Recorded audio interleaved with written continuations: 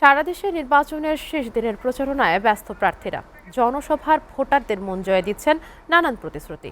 নিরপেক্ষ এবং সুষ্ঠু ভোটের প্রত্যাশা করছেন প্রার্থীরা।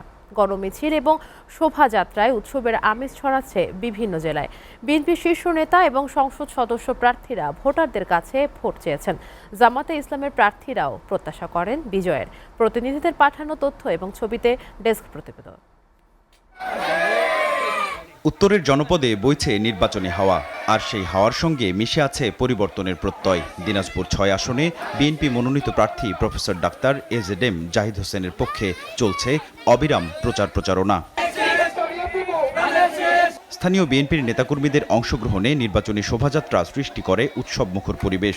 নেতাকর্মীরা শোভাযাত্রা থেকে বিএনপি চেয়ারপারসন তারেক রহমানকে দেশের প্রধানমন্ত্রী করার লক্ষ্যে ধানের শীষে ভোট দেওয়ার আহ্বান জানান। ডাঙ্গাপাড়া এলাকা প্রদক্ষিণ করে শোভাযাত্রাটি এগিয়ে যায় সীমান্ত জনপদ হিলি স্থলবন্দরের দিকে। শেষ নির্বাচনী গণমিছিল করেছে ঝিনাইদহ ২ আসনের বিএনপি মনোনীত প্রার্থী।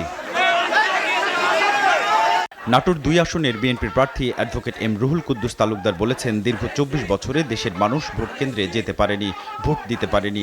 সকল শ্রেণী পেশার মানুষ বিএনপি এবং ধানের শীষকে ভোট দেওয়ার জন্য মুখিয়ে আছে।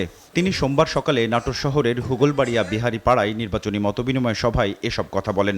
বাংলাদেশের সকল শ্রেণীর মানুষ বিএনপি এবং ধানের শীষকে ভোট দেওয়ার জন্য তারা মুখিয়ে আছে এবং তারা এই যে দীর্ঘদিন তাদেরকে ভোট দিতে না যাওয়া, বাধা দেওয়া, এটা তাদের মধ্যে মারাত্মক একটা আকর্ষণ হয়ে আছে।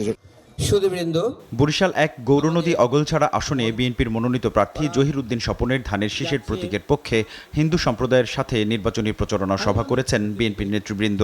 বিএনপির উদ্যোগে সাঁকোকাঠি হিন্দু মুসলিম ঐক্যজোটের মাধ্যমে নির্বাচনী প্রচারণার উঠোন বৈঠকে প্রধান অতিথি ছিলেন জাতীয়তাবাদী শ্রমিক দল সৌদি আরব পূর্বাঞ্চল কেন্দ্রীয় কমিটির সভাপতি বিপ্লব হোসেন আজাদ। বাংলাদেশ জাতীয়তাবাদী দল।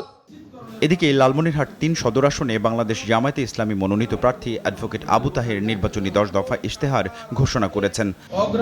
অগ্রাধিকার ভিত্তিতে সাতক্ষীরা ২ আসনে জামায়াত মনোনীত সংসদ সদস্য প্রার্থী মুহাদ্দিস আব্দুল খালেক বলেছেন, অবাধ, সুষ্ঠু ও নিরপেক্ষ নির্বাচন হলে দাঁড়িপাল্লা প্রতীকে অভাবনীয় বিজয় অর্জিত হবে।